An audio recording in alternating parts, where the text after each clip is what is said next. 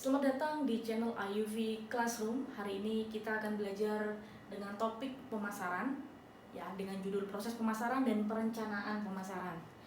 Sebelumnya teman-teman, kalau nanti di pertengahan ada slide atau tulisan yang tidak terlihat, ya, karena cahaya atau dan sebagainya, saya mohon maaf. Ya, ini dikarenakan fasilitas yang memang sangat terbatas. Tapi saya harap dengan apa yang saya sampaikan ini bisa kalian pahami. Oke, langsung saja. Di awal slide, saya akan menjelaskan tentang bagaimana bentuk-bentuk evolusi sebuah perusahaan. Yang pertama adalah evolusi bentuk perusahaan di mana perusahaan ini berorientasi pada production, ya, atau 2C. Maksudnya apa? Maksudnya adalah perusahaan ini sangat menitik beratkan pada efisiensi operasional dan juga sangat menitik beratkan pada standarisasi produk dan distribusi massal. Kenapa? Karena di kategori perusahaan yang oriented pada production ini, persaingan masih belum begitu ketat, sehingga dengan strategi yang mengandalkan production saja perusahaan bisa menang. Nah, di sini pembeli atau konsumen harus menerima apa adanya produk standar yang telah diproduksi oleh perusahaan. Dan juga pembeli ini membeli di tempat yang sudah ditentukan oleh perusahaan. Jadi pembeli mengikuti apa kata perusahaan. Nah, kemudian itu evolusi yang pertama. Evolusi yang kedua adalah yang namanya selling oriented company, 2,5C. Jadi dari namanya saja kita tahu bahwa perusahaan ini menitik beratkan pada cara penjualan yang cukup persuasif, gitu ya. Kemudian ada sedikit fokus pada perbaikan produk dan promosi-promosi secara massal, gitu. Jadi di sini itu perusahaan sangat mengandalkan tenaga penjual atau salesnya, sales promotionnya. Bagaimana si sales promotion ini bisa benar-benar membujuk, merayu pembeli sampai pada akhirnya si pembeli ini tidak bisa lagi untuk mengelak, tidak membeli produknya. Jadi kekuatan si sales promotion untuk terus memepet, merayu pembeli sampai akhirnya si pembelinya kalah. Ya sudahlah, daripada saya terus di gini-gini, udah saya beli. Itu selling oriented company. Kemudian evolusi bentuk yang ketiga itu namanya marketing oriented company. Atau di sini udah masuk ke 3C, ya. Maksudnya apa? Jadi perusahaan ini itu sudah mulai menitik beratkan pada segmen-segmen pasar yang sudah cukup efektif dan efisien. Jadi tidak lagi semua segmen diraih atau dijadikan tujuan pasar, jadi ditargetkan, tapi sudah memilih segmen-segmen mana yang paling efektif untuk bisa dilayani. Nah, di sini perusahaan ini sudah bisa membuat produk yang agak berbeda, yang sedikit unik dibandingkan produk-produk yang sudah ada atau dari produk-produk pesaingnya. Nah, sehingga oleh sebab itu di marketing oriented company ini pelanggan sudah punya banyak pilihan untuk memilih produk mana yang mau dibeli, dikarenakan pada masa ini, gitu ya, informasi itu sudah sangat berlimpah dan juga cukup transparan. Jadi perusahaan sudah mulai berlomba-lomba untuk memberikan yang terbaik kepada konsumennya dengan memberikan diferensiasi atau keunikan. Yang berikutnya, di sini ada 5 tahap evolusi, ya. Tadi sudah kita belajar 3, yaitu production oriented company, kemudian selling oriented company, marketing oriented company, dan yang keempat adalah market driven company. Masuk ke 3,5C. Sorry, C ini saya agak sedikit lupa apakah 3,5C Century atau gimana. Saya sedikit lupa, cuman kita tahu dulu ya perkembangan dari awal sampai yang terakhir masa kini, yaitu 4C. Oke, yang market driven company ini artinya apa? Jadi di sini itu perusahaan sudah menjadi spesialis untuk melayani sebuah pasar atau segmen tertentu, gitu ya, dan bisa menghasilkan produk-produk khusus untuk segmen yang dilayani tersebut. Jadi sudah mulai spesialis, memberikan pelayanan khusus kepada segmen pasar tertentu dan memberikan produk sesuai dengan kebutuhan segmen pasar yang dituju tersebut. Itu yang market driven company. Nah, kemudian evolusi yang kelima, yang terakhir, yang saat ini itu adalah customer driven company. Jadi didorong fokus untuk customernya. Nah, artinya apa? di sini adalah perusahaan itu memberikan pelayanan khusus secara individual melalui produk-produk yang disesuaikan dengan kebutuhan masing-masing individu tersebut.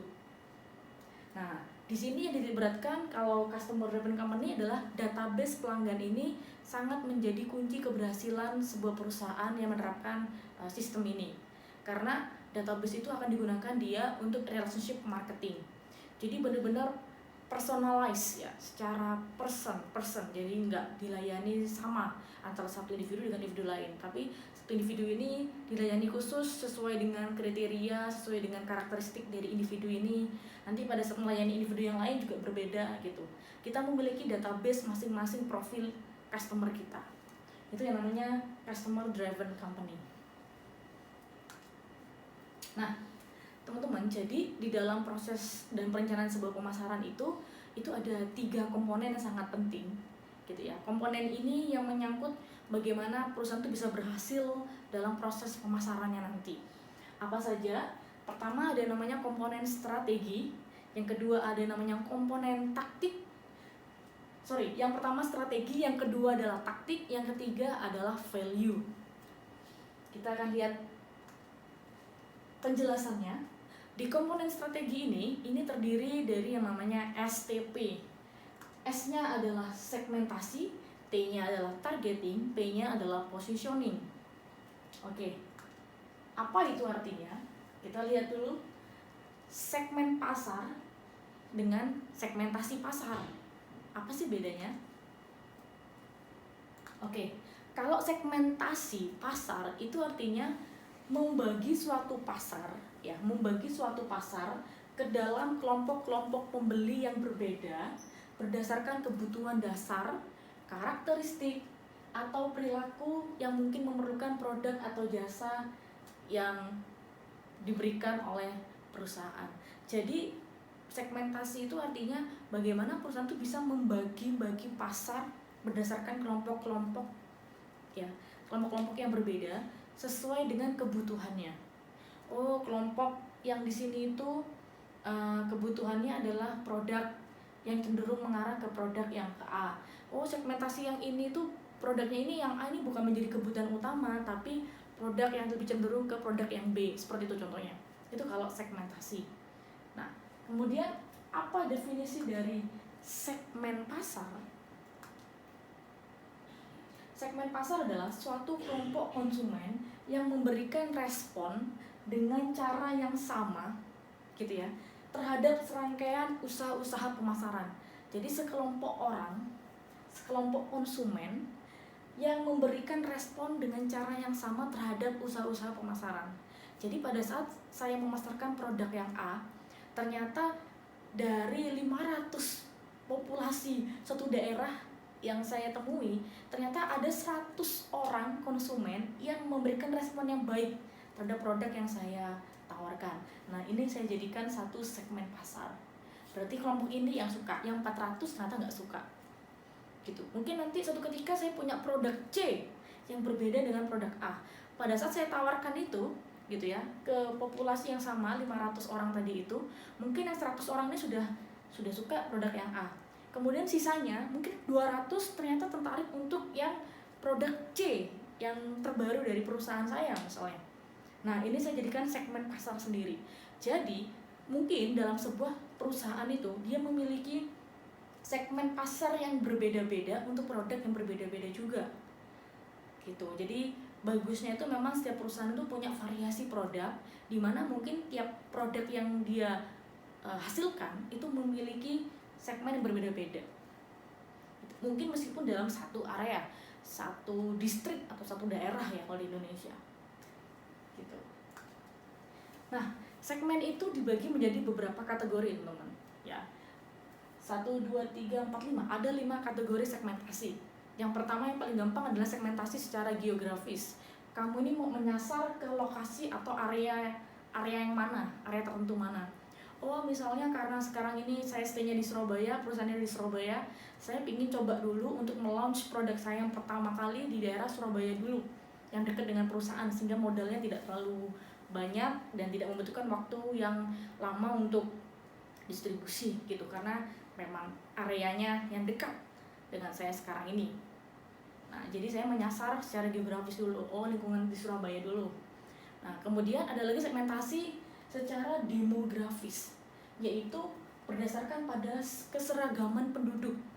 Nah, biasanya kalau segmentasi secara demografis ini dikelompokkan berdasarkan tingkat pendidikannya, umurnya, pekerjaannya, kemudian tingkat sosialnya, status sosial, jumlah keluarga, ya, jumlah keluarga, pendapatan dan lain sebagainya.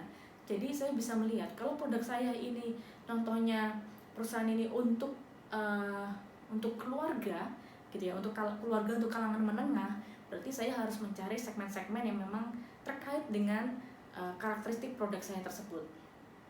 Gitu. Atau jika tidak, misalnya saya belum tahu nih produk saya ini kira-kira digemari untuk segmen yang seperti apa ya, saya masih agak blur ini, karena sebenarnya semua ini bisa dibeli, misalnya seperti makanan gitu ya, sebenarnya semua ini bisa kok dibuat orang tua, bisa dibuat anak muda, bisa dibuat keluarga, bisa dibuat individu, bisa. Jadi masih agak sedikit bingung. Yaudah, misalnya saya coba sampel, saya berikan sampling dulu, saya taruh produknya di sebuah tempat gitu ya. Kemudian saya melihat dari beberapa lama produk itu ada di situ, dan yang membeli ini kira-kira kebanyakan siapa yang menyukai. Saya bisa melakukan namanya riset pasar. Ternyata untuk produk coklat yang saya hasilkan ini, ternyata yang menyukai itu adalah remaja, yang mana tingkat pendapatannya itu, karena ini masih dia belum kerja, remaja ini ya uang sakunya sekitar 10.000 sampai 30.000 misalnya. Dia tuh jajan untuk makanan kecil tuh 10.000 sampai 30.000. Berarti kalau saya menjual dari harga lebih dari 30.000, maka saya harusnya bukan orang ini yang saya targetkan. Tapi untuk produk yang saya jual ternyata ini konsumen yang sering beli, dan rata-rata memang penghasilannya antara 10 sampai 30.000. Oke, saya udah ketemu nih dari tingkat pendapatan si konsumen tersebut ya. Kemudian dari sisi umur, ternyata kebanyakan yang beli itu di umur 15 sampai sekitar 20 tahun atau 15 sampai 18 tahun. Oke, kemudian tingkat status sosial, mereka masih sekolah, sehingga uangnya itu berasal dari orang tua, dari uang saku mereka. Kemudian dari sisi jenis kelamin, ternyata yang lebih suka itu adalah wanita, perempuan yang sering beli coklat dibandingkan pria. Kemudian dari sisi tingkat pendidikan, ya tadi ya masih SMA, umurnya segitu. Jadi saya di sini sudah bisa melihat bahwa untuk produk yang seperti yang saya bikin saat ini itu cocoknya memang buat anak-anak SMP, SMA dengan pendapatan segitu, umurnya ya tadi itu, kemudian status sosialnya adalah sekolah. Nah, dari situ saya bisa melihat ini segmentasi demografis saya. Nanti kalau misalnya saya mau bikin kue yang lebih besar lagi gitu ya, lebih bagus lagi, mungkin dengan harga yang mau saya ingin tingkatkan, nanti segmen demografis saya bisa berubah, bukan lagi ke anak-anak seperti itu, dan harganya juga saya bisa naikkan. Jadi saya akan menyasar ke orang-orang dewasa yang sudah bekerja gitu, untuk hadiah ulang tahun, untuk kue ulang tahun dan sebagainya gitu. Jadi setiap karakter produk tuh memiliki konsumen yang berbeda-beda juga. Kemudian yang ketiga adalah segmentasi secara psikografis. Jadi di sini itu didasarkan pada seseorang menghabiskan uang dan waktunya. Intinya adalah gaya hidup, lifestyle-nya seperti apa. Kalau lifestyle-nya tuh memang sering kumpul-kumpul merayakan hari ulang tahun bersama teman, sering memberikan kado, nah itu yang akan menjadi saya target konsumen. Tapi kalau misalnya dia kalau ulang tahun sukanya ya hanya diam saja di rumah, nggak suka beli-beli kado, kemudian saya tawarkan itu ya mungkin hanya untuk dimakan sendiri.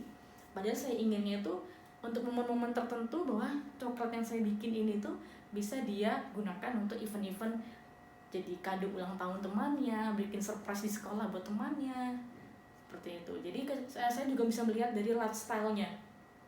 Tidak semua anak sekolah itu punya lifestyle yang sama, ya kan? Ada yang pendiam, ada yang suka berkelompok, ada yang sukanya itu tadi apa ya, di rumah aja berkelompok, ya suka keluar tapi nggak selalu sering dan sebagainya. Nah, di sini pun saya juga bisa mengelompokkan lebih kecil lagi. Anak sekolah tapi yang lifestyle-nya itu sukanya berteman, yang mungkin punya geng. Kalau misalnya tiap kali ada ulang tahun selalu bikin surprise gitu. Next, itu segmentasi penggunaan. Jadi ini berdasarkan penggunaan atau pemanfaatan suatu produk. Jadi memang kita bisa menciptakan sebuah produk berdasarkan dari penggunaannya. Contohnya di sini misalnya ada perusahaan otomotif gitu ya, dia itu sengaja membuat sepeda motor atau mobil yang khusus untuk orang-orang yang cacat, misalnya seperti itu. Jadi kan kita sering lihat ya, ada sepeda motor yang rodanya 3 dan itu untuk orang-orang berkebutuhan khusus gitu. Jadi berdasarkan penggunaannya. Atau mungkin kita juga bisa membuat sebuah produk yang contohnya di sini adalah gula rendah gitu ya, Tropicana Slim. Itu memang untuk orang-orang yang suka minum teh tapi nggak mau gula yang standar, tapi gulanya yang rendah kalori gitu. Jadi memang dikhususkan untuk orang-orang yang memang mengurangi gula. Atau ada Coca-Cola Zero Sugar, itu memang untuk menyediakan kepada orang-orang yang ingin minum soda tapi yang gulanya sedikit. Jadi tergantung juga, disesuaikan dengan penggunaannya gitu. Kemudian ada juga dengan segmentasi untuk kepentingan. Nah, kepentingan itu adalah pengelompokan konsumen yang membutuhkan produk atau jasa sesuai dengan kepentingannya. Contohnya adalah misalnya sebuah software house, dia itu khusus menjual aplikasi software point of sales yang itu ditujukan untuk UKM-UKM kecil yang sekarang tuh sudah harusnya dari yang manual ngitung laporan pakai buku, pakai kertas, sekarang sudah dikasih aplikasi point of sale sehingga dia menghitung laporannya sudah by komputer. Nah, ini point of sale ini mungkin untuk ditawarkan kepada orang lain yang tidak membuka toko, kemudian atau tokonya jenisnya berbeda, lebih besar. Kalau ditawari ini mungkin nggak cocok, nggak sesuai, dan dia tidak memiliki kepentingan untuk menggunakan aplikasi tersebut, sehingga memang ini sangat spesifik sekali gitu. Contohnya lagi adalah BMW.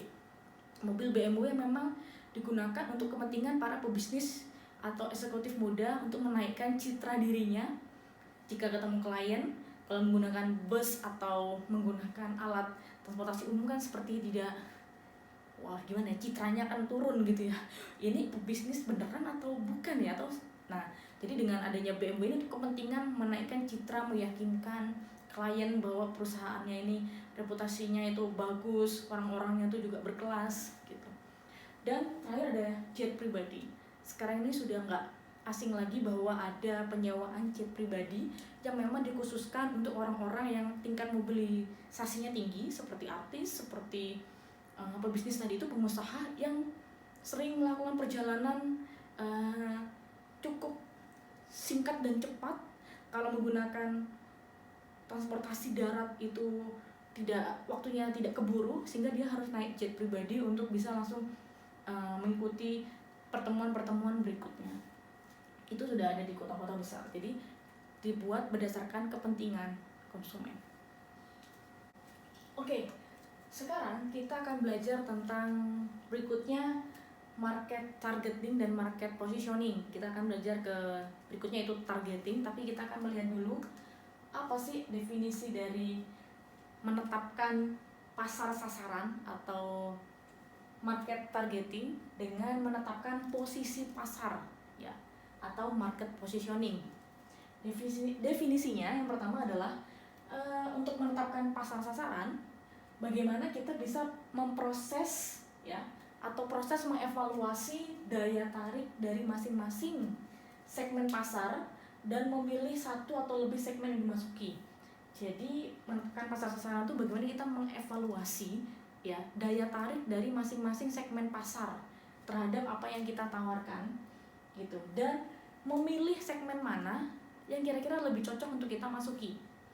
Nah, jadi kalau sudah dibikin segmen pasarnya, tadi kan sudah ketahuan tuh, oh ternyata setelah saya uji coba ternyata segmen ini yang tepat. Ya udah. Jadi ini akan menjadi target saya untuk seterusnya. Jadi target-target tersebut yang nanti saya akan pikirkan bagaimana proses pemasaran, proses promosinya supaya saya bisa mendekati target tersebut dan sesuai dengan keinginan atau karakter mereka-mereka itu. Kemudian yang disebut dengan market positioning itu apa? Artinya adalah bagaimana kita mengatur sebuah produk agar bisa mendapatkan tempat yang jelas di benaknya konsumen. Jadi yang diharapkan adalah jika mendengarkan atau jika konsumen tersebut mengingat tentang suatu kejadian atau suatu event, dia akan melihat, oh kalau saya misalnya ingin berolahraga, saya tuh ingat kalau saya tuh mau cari sepatu atau saya ingat mau cari jaket, saya langsung ke produk dengan merek tertentu X gitu. Jadi positioning itu sudah ada di benaknya si masyarakat itu atau target pasar kita. Nah itu bagaimana caranya supaya kita tuh bisa mendapatkan tempat di benak konsumen, positioningnya. Jangan sampai kalau misalnya kita tanyakan, apakah Anda mengetahui produk ABC? Produk apa itu ya? Produk, oh itu ya, yang sama seperti yang itu kan, yang ini gitu. Jadi produk kita tuh disamakan dengan produk-produk yang lain. Ditanya apa bedanya? Nggak ada sih bedanya, sama aja, sama seperti yang lain. Nah itu jangan sampai bisa terjadi hal seperti itu. Bagaimana caranya meskipun produk kita tuh sangat banyak di pasaran, meskipun produk kita itu banyak pesaingnya, tapi kalau kita ngomong merek dari produk kita, contohnya adalah paling gampang produk sepatu gitu ya, saya bilangnya produk Adidas. Yang kamu tahu tentang Adidas apa? Wah, produknya pasti bagus. Bedanya dengan Nike atau Puma, kalau saya sih lebih pasnya tuh kalau pakai sepatunya tuh Adidas ya, karena dari sisi namanya saja itu saya merasa keren kalau pakai produk itu. Ya meskipun produk yang lain juga bagus, tapi kalau saya dengar nama Adidas, pokoknya kalau saya nanti mau lari, saya mau olahraga, saya mau tampil casual, saya mau buat gaya-gayaan pergi ke sekolah atau pergi kemana, saya itu lebih nyaman, lebih percaya diri kalau pakai Adidas gitu. Nah itu bagaimana bisa mendapatkan efek yang seperti itu di benak dan di rasanya konsumen. Nah itu butuh waktu yang sangat panjang untuk bisa membuat konsumen itu merasakan produk kita itu sangat berpengaruh terhadap hidupnya. Oke, targeting ini juga dibagi menjadi 5 hal gitu ya. Kita harus membagi menjadi 5. Kita tuh mau mentargetkan siapa konsumennya, yang tadi itu ya. Yang kedua, kita juga harus bisa mentargetkan berapa value atau nilai uang yang harus kita dapat, revenue berapa yang kita dapat selama 1 bulan, 1 tahun, 1 semester, dan lain sebagainya. Kita harus punya target seperti itu. Supaya apa? Supaya proses pelaksanaan operasional sehari-hari kita itu bisa lebih semangat dan lebih terukur. Sebenarnya kita tuh 1 bulan ini kita harus mendapatkan profit berapa sih? Kalau misalnya kita harus mendapatkan profit dalam jumlah sekian gitu ya, kita harus melakukan apa saja yang harus kita lakukan untuk bisa mendapatkan jumlah sekian. Berapa banyak jumlah konsumen yang harus kita dapatkan untuk membeli produk kita, dikalikan dengan harga yang kita tawarkan. Nah seperti itu, jadi semuanya itu terukur. Yang berikutnya adalah berapakah volume ya yang harus kita produksi kalau kita ingin mendapatkan profit sekian, dan kita punya target konsumen dalam 1 minggu misalnya mencapai 100 konsumen. Ini berarti berapa production atau berapa jumlah produksi barang yang harus kita buat. Apakah ada kelebihannya? Kalau terlalu banyak nanti ya juga kita bisa rugi. Kalau terlalu sedikit nanti kalau misalnya ada yang pesen kita out of stock, nah itu jangan sampai itu terjadi. Jadi kita punya kelebihan cadangan yang tidak terlalu banyak juga, dan kita juga harus pas supaya kita tuh juga nggak kekurangan. Karena kan biaya produksi juga mahal ya teman-teman ya. Jadi kamu harus mempertimbangkan dapurnya dan bagaimana nanti mempromosikan dan penghasilannya. Itu harus dihitung dengan cermat. Kemudian saluran distribusinya. Nah, setelah tahu target konsumennya siapa, setelah tahu berapa profit yang harus didapat, setelah tahu berapa jumlah produksi yang harus dibikin, nah kira-kira kita tuh harus kira-kira kita tuh harus menyalurkan barang atau jasa kita itu melalui saluran apa supaya kita bisa menjangkau konsumen tadi yang sudah kita targetkan. Oh, kalau misalnya target konsumen kita tuh hanya ada di kota-kota sekeliling kita, berarti saluran distribusinya bisa menggunakan ya alat transportasi kita sendiri. Oh, tidak perlu pengiriman. Kita bisa melakukan langsung pengiriman secara langsung ke rumah-rumah kalau kita ada fasilitas seperti itu, atau kita membuat sebuah tempat di mana pada saat kita mengumumkan atau mempromosikan, si konsumen itu bisa langsung mendatangi toko kita, atau bisa pesan. Kalau pesan bisa kita antarkan, atau kalau itu ternyata menyulitkan, kita bisa kerjasama dengan tempat pengiriman. Saluran distribusinya kita harus juga pikirkan. Dan yang terakhir adalah media komunikasinya. Kita juga harus tentukan di tools mana, ya, lewat media apa kita bisa berkomunikasi dengan target konsumen kita. Nah, sebelumnya kita harus tahu dulu target konsumen kita tuh seringnya pakai media apa untuk berkomunikasi.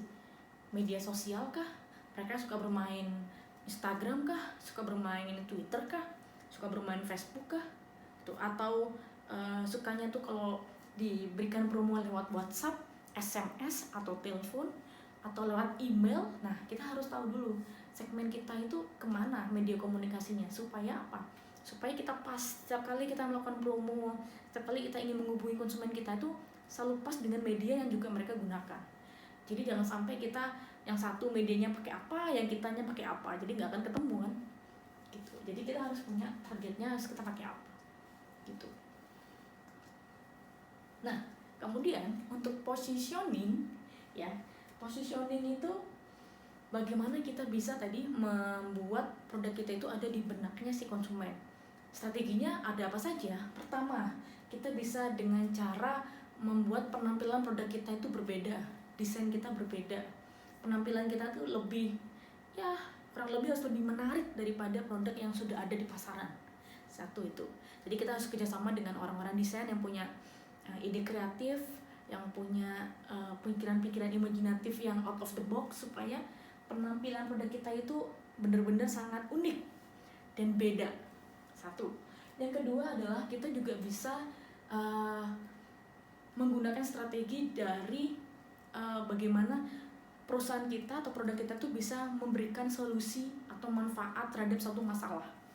Jadi kalau misalnya ingat ya, misalnya apa ya, sekarang ini kalau kita pingin beli makanan tanpa harus pergi ke tokonya, tanpa harus pergi ke warungnya, langsung GrabFood atau GoFood gitu. Jadi dengan dua aplikasi tersebut yang bisa memecahkan masalah kita, tinggal kadang-kadang mana yang lebih murah ya, gitu. Itu faktor pendukung yang lainnya. Cuman gimana caranya kita bisa seperti itu? Aplikasi kita itu hadir, kalau ini dalam hal startup ya, aplikasi kita itu hadir untuk memecahkan masalah.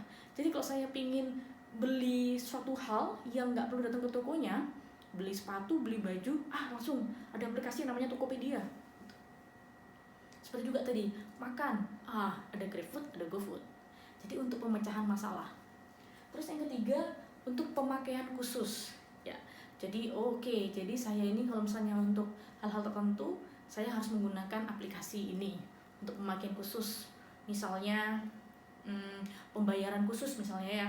Misalnya kalau saya tuh sekarang tuh pingin bayar, pingin beli tiket nonton. Saya sekarang menggunakan Tix ID, pemakaian khusus untuk menonton film. Jadi atau untuk menabung, saya pakai aplikasi yang gunanya bisa melihat bagaimana tabungan saya kalau ada di bank tertentu, misalnya seperti itu, pemakaian khusus. Dan yang terakhir adalah kategori pemakai. Jadi tidak semua segmen itu bisa kita guide ya, tidak semua segmen itu bisa kita jadikan target kita. Kadang-kadang itu malah tidak efektif. Sehingga kalau tidak efektif, kita hanya membuang-buang uang untuk melakukan promosi besar-besaran kepada segmen yang sebenarnya tidak pas untuk produk kita. Jadi lebih baik kita bikin kategori-kategori pemakai. Contohnya yang paling keren itu adalah sepeda motor Harley Davidson.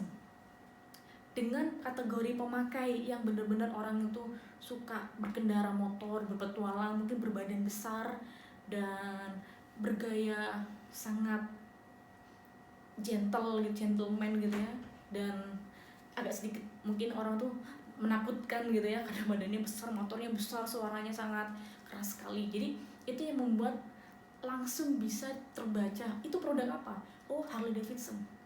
Jadi dari kategori pemakainya pun itu bisa membuat suatu produk atau barang itu ada di benaknya si masyarakat atau konsumen gitu. Jadi jangan yang standar saja atau biasa-biasa saja.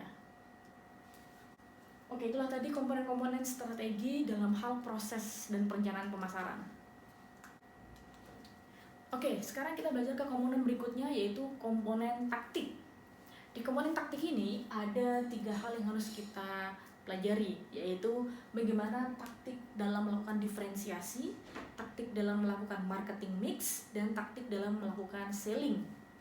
Yang pertama adalah taktik dalam melakukan diferensiasi. Ya, seperti tadi saya bilang, harus benar-benar dipikirkan bagaimana produk yang kita hasilkan itu bisa memiliki keunikan, bisa memiliki karakteristik sendiri, bisa memiliki sesuatu yang berbeda dibandingkan dengan produk yang sudah ada.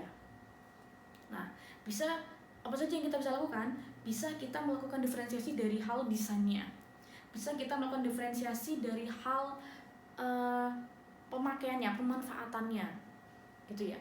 Bisa kita melakukan diferensiasi dari hal misalnya harganya, bisa harga, desain, gitu ya, brandnya, brand awareness-nya. Kita mau bikin sebuah suatu hal yang sangat mengagetkan untuk brand kita, jadi orang itu kalau melihat tayangan tertentu, wah ini brand ini. Contohnya brand yang keren itu melakukan tayangan iklan yang ada Aqua. Jadi kalau ada orang agak sedikit gak fokus gitu ya, langsung ada hashtag ada Aqua.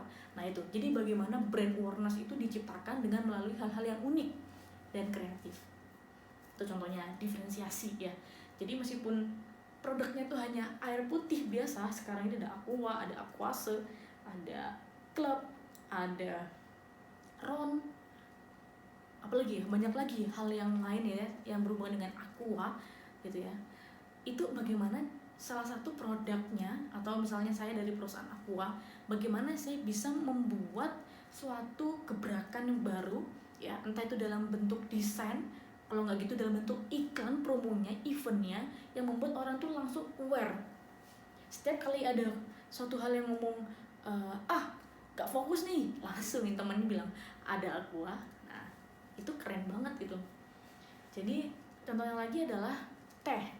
Sekarang itu ada teh botol sosro ya dari dulu ya. Kemudian ada teh yang lain.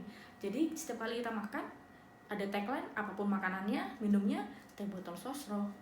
Nah gitu. Ini bikin sebuah hal tagline yang selalu diingat, selalu bikin berbeda gitu. Jadi orang itu kalau lagi mau ke warung gitu, minumnya teh botol sosro aja deh gitu. Merasuk ke dalam jiwa dan batinnya nama brand sebuah produk. Itu diferensiasi. Kemudian marketing mix. Nah, marketing mix ini adalah proses dari bauran pemasaran. Ya, jadi bagaimana kita tuh bisa memperhatikan, kalau biasanya ada 4P, ada price, product, promotion, kemudian place. Ini saya tambahkan menjadi 3 lagi, jadi ada 7P. Bagaimana prosesnya, bagaimana people-nya, dan bagaimana physical evidence-nya, bukti fisiknya. Gitu. Jadi teman-teman harus bisa menggabungkan marketing mix ini. Price-nya harus bagaimana, produknya bagaimana, tempatnya harus diperhatikan, prosesnya, biasanya itu proses distribusi, proses layanan, proses komunikasi harus diperhatikan, people-nya, orang-orangnya itu harus siap sedia melayani konsumen gitu ya. Jangan sampai konsumen datang terus kita abaikan atau kita santai-santai, tidak, mereka merasa tidak dilayani dengan baik, itu jangan sampai. Yang terakhir adalah physical evidence, bukti fisiknya ada. Jadi kalau misalnya kita punya toko fisik ya, bagaimana toko itu kita bisa dekor sebagaimana menarik, bagusnya, sehingga orang datang itu bisa betah berlama-lama.